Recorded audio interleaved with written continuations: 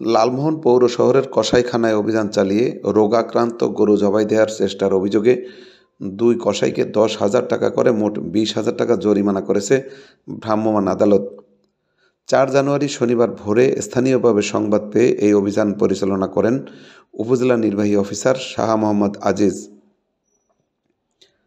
এ সময় পৌরসভার কসাইখানা পরিদর্শক, উপজেলা ভেটেরিনারি কর্মকর্তা এবং স্যানিটারি টিমের সদস্যরা উপস্থিত ছিলেন।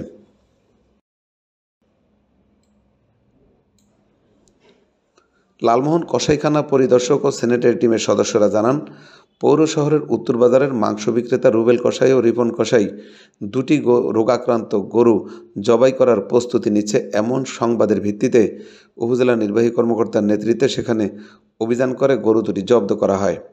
পরে জব্দকৃত গরু দুটি উপজেলা ভেটেরিনারি কর্মকর্তার জিম্মায় দেয় ভ্রাম্যমাণ আদালত।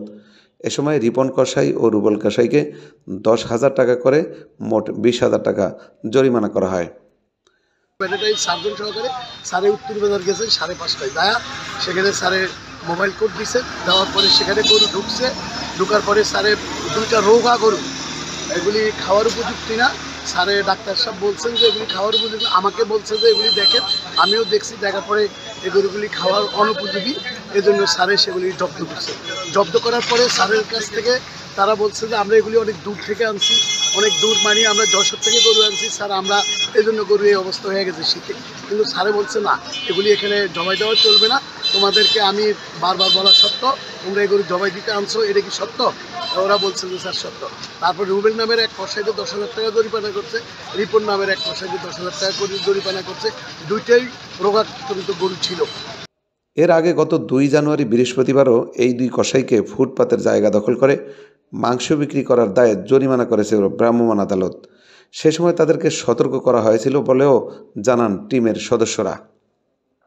গত ২ তারিখে স্যারে একটা মোবাইল কোড দিছে, মোবাইল কোড দেওয়ার পরে সেখানে ২,০০০ টাকা করে তাদেরকে জরিমানা করা হয়েছে।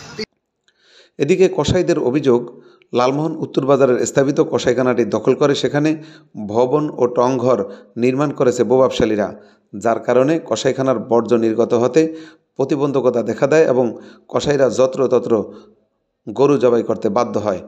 এই অবস্থায় কসাইখানাকে দখলমুক্ত করে দেওয়ার দাবি জানিয়েছেন কসাইরা।